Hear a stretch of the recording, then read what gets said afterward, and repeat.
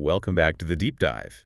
If you're joining us, you might be picturing maybe a sunny beach, a tropical drink, perhaps even a controversial pizza topping. Yeah. Today we're driving deep into ananas camosis. You know it as the pineapple? Humble, spiky.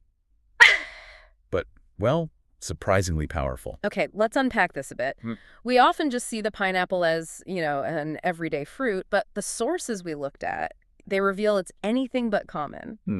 We're going to trace its really quite dramatic global history today. We'll get into the potent health chemistry sort of hidden inside, analyze its critical role, particularly as a foreign exchange earner in places like Sri Lanka, and maybe uncover some surprising ways you can use it in the kitchen. That's the mission, then. We're going from, ancient South American jungles right into modern global trade routes. Exactly. And what's fascinating, I think, is realizing just how much history, how much economic weight this one fruit has carried for centuries. So much packed into that spiky shell. To really get that, you have to start where it all began. I mean, the pineapple is one of those incredible agricultural gifts from the Americas. Like potatoes, tomatoes? Precisely. Yeah. It originated with indigenous peoples across South and Central America way before any Europeans arrived. It was already known, cultivated, really treasured locally. And then everything changed when it hit the water, basically. This is where it gets really interesting for me. Its whole spread was tied up with the age of exploration, wasn't it? Directly. You had Spanish and Portuguese sailors in the 16th century. They're the ones who first encountered it. And they saw its value immediately. Well, partly for its taste, sure, but also because it helped fight scurvy on those incredibly long voyages. So they brought it back to Europe. And bringing it to Europe, that changed everything for the pineapple's image, didn't it? Completely. It went from being a staple food to a symbol. Think about it. Europe's climate is cold. You couldn't really grow pineapples there easily back then. So they became incredibly rare. Astronomically expensive. For decades, maybe even a century or more, if you got your hands on a pineapple, you weren't just buying fruit. You were buying pure status. I read somewhere, and this sounds wild, that people would sometimes rent a pineapple for a dinner party. Oh, absolutely. Just to display it as a centerpiece. Yeah. And then give it back untouched. That's exactly right. It was the ultimate signal of wealth, of hospitality. You put a pineapple on your table, everyone knew you had serious money and connections. It was the tropical king that cash could sometimes buy or rent. Wow, okay. Yeah. That kind of European obsession must have driven its spread elsewhere then. Precisely. That fixation is why it was deliberately introduced pretty much everywhere else with a suitable climate. Tropical zones across Asia, Africa, following those colonial shipping routes. And that includes Sri Lanka. Yes, our sources confirm it arrived in Sri Lanka specifically during the Portuguese colonial period. The climate there, just perfect. It could finally thrive outside the Americas. And thrive, it certainly did. I mean, today, it's deeply woven into the agricultural fabric in lots of Sri Lankan districts. Kelaniya, Kurunegala, Ratnapura, Matali, Kigali. But the real economic powerhouse areas, as we'll probably get into, seem to be places like Gampaha, right? It became this permanent, really valuable part of the tropical economy there. It's quite a journey, isn't it? From this ultra-rare status symbol in, say, Lisbon to a common, vital agricultural pillar in Gampaha. Okay, let's shift gears a bit. From that grand history, let's zoom in, right down to the microscopic level. What is it about this fruit that makes it so healthy for you? What are the basics here? Well, at the most fundamental level, the pineapple is just an immunity powerhouse. It's absolutely loaded with vitamin C and beta-carotene, too. Okay, so good for defenses, especially maybe seasonally.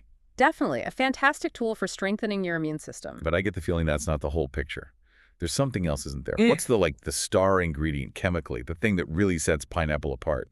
Ah, yes, that would absolutely be bromelain. Bromelain, right. And it's not just one single thing. It's actually a complex group of enzymes. Our sources really highlight it as critically important. Why? What does it do that's so special? Well, bromelain does more than just general immunity support. It seems to have specific therapeutic actions. For instance, in Sri Lankan traditional understanding, it's used to help with severe colds. Okay. And interestingly, it's specifically mentioned for helping with the hardening of blood vessels. There's a local term for it. Badun Thadawima. Wow, okay. So an enzyme that's potentially working on cardiovascular health, not just, fighting off a cold. That's pretty significant. It is. And the source also mentioned it assists in later body discoveries. which sounds a bit mysterious, right? Yeah, intriguing but vague. Yeah. What do you think that implies about bromelain? I think it points to the ongoing scientific research. Because bromelain is such a potent natural anti-inflammatory, scientists keep finding new potential uses for it. So new applications are still being discovered. Constantly. We already know it aids in recovery. Generally, it helps reduce swelling, helps the body bounce back from inflammation. And it's often looked at for helping with symptoms of rheumatic diseases, specifically reducing joint pain. So it's kind of like a natural pain reliever, but it's also helping your digestion at the same time Yeah, because of the enzymes. exactly. Its digestive role is fantastic. It really stimulates the whole process, which is partly why it can be useful if you're managing your weight. Right. And it also has a relatively low glycemic index, which makes it a pretty good natural food choice if you're watching blood sugar levels, like with diabetes management. Really sounds like an all-around wellness package. It really is, offering everything from tackling internal swelling to, as the sources also note, even some cosmetic benefits for skin and hair. When you eat pineapple, you're essentially consuming a tiny natural biochemical factory. That makes a lot of sense. And something that works that hard for the body, well, probably works hard for the economy too. If we link that biological value back to the bigger picture, pineapple isn't just a local crop in Sri Lanka, is it? It's a major source of foreign income. It's absolutely the golden export for them, and the economic strategy around it is quite smart. It's all about maximizing value. How so? Well, Sri Lanka exports it in multiple forms. You've got the fresh pineapples, obviously, Sure. but also highly processed forms, pieces, pulp, even specialized mixed fruit preparations. This kind of diversified approach helps protect the market from the price swings you often see with just raw fruit. Smart. And where does it all go? Who's buying it? The reach is pretty impressive. Key markets include places like the Netherlands and Germany, Look at Europe. right? And they often act as hubs for processing and then re-exporting too. But also significant markets in Malaysia and various Middle Eastern countries. That wide geographic spread helps keep demand steady. And that global demand, it must make a real difference on the ground, locally. Oh, absolutely. What's fascinating is tracing that export demand right back down to the local level. It translates directly into significant income for thousands of small-scale growers. Really? Yeah, particularly in those districts we mentioned, like Gampaha and Kigali. For many families there, pineapple cultivation is a reliable economic lifeline. And that value increases even more when you talk about processed products, right? Keeping more of the profit in the country. Exactly. That value addition is key. The global demand for those specialized pineapple derivatives is high. So what kind of things are we talking about beyond just, say, canned pineapple rings? Well, canned pineapple is always popular, of course, but they also produce things like pineapple candies, various sauces, and some really unique culinary items. Like what? The sources highlight something called gal rasa, which translates roughly to stone flavor. Stone flavor? What is that? It sounds like a unique, very dense, acidic pineapple preparation, almost like a thick relish or a highly concentrated preserve. And it's used specifically in cooking to complement rich, oily fish dishes. Ah, so it cuts through the richness. Exactly, it balances the flavors. A brilliant example of adding value, taking the basic fruit, and creating a signature ingredient. That's a fantastic example. And it leads us perfectly into our last segment, just how versatile pineapple is in the kitchen. Beyond just being a dessert, right? Oh, far beyond. It gets typecast in the dessert role far too often. And look, the sweet stuff is great jams, jellies, juices, smoothies, cakes, tarts, puddings, ice cream, popsicles. People love those for a reason. Can't argue with pineapple upside down cake. Never. But the real, maybe unexplored magic for many people happens when you bring pineapple into savory dishes. Yes. We talked about bromelain earlier.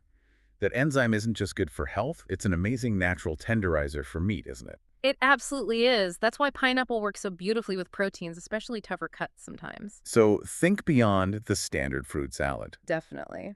Our sources mention some less common, but apparently popular savory uses regionally.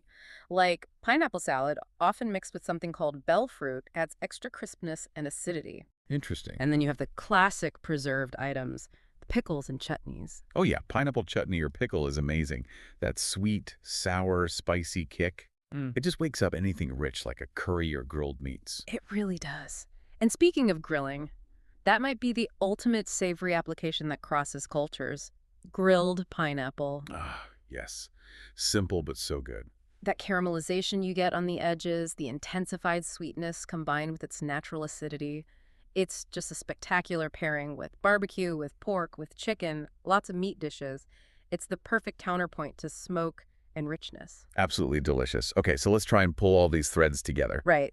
To synthesize this whole deep dive, Right. what we see is that the pineapple is so much more than just a tasty, nutritious fruit. Yeah. It's a biological powerhouse with that bromelain. It's a historical symbol that once represented incredible wealth. It's a crucial economic engine, especially for growers in places like Sri Lanka, Kigali. Driving that export income. Exactly. And overall, it's just an incredibly valuable agricultural commodity, benefiting both the consumers who eat it and the growers who cultivate it. So what does this all boil down to for you listening?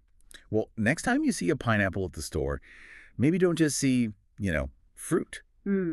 Remember that incredible journey it took, starting in the Americas, becoming a status symbol on 16th century European tables. That rented centerpiece. Exactly. Yeah. Remember the local livelihoods it supports today as a key foreign exchange earner. And definitely, don't forget about that powerful enzyme, bromelain, quietly working away inside, potentially reducing inflammation. And maybe here's a final thought to chew on. Considering that this fruit, which was once so rare people rented it, is now something we consider pretty commonplace. Right.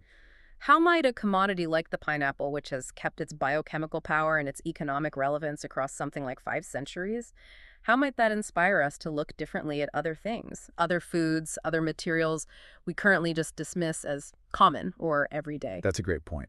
There's almost always a deeper, more valuable story hidden in our global food systems, isn't there? If we just take the time to look. A lot to think about there. We'll catch you next time for another deep dive.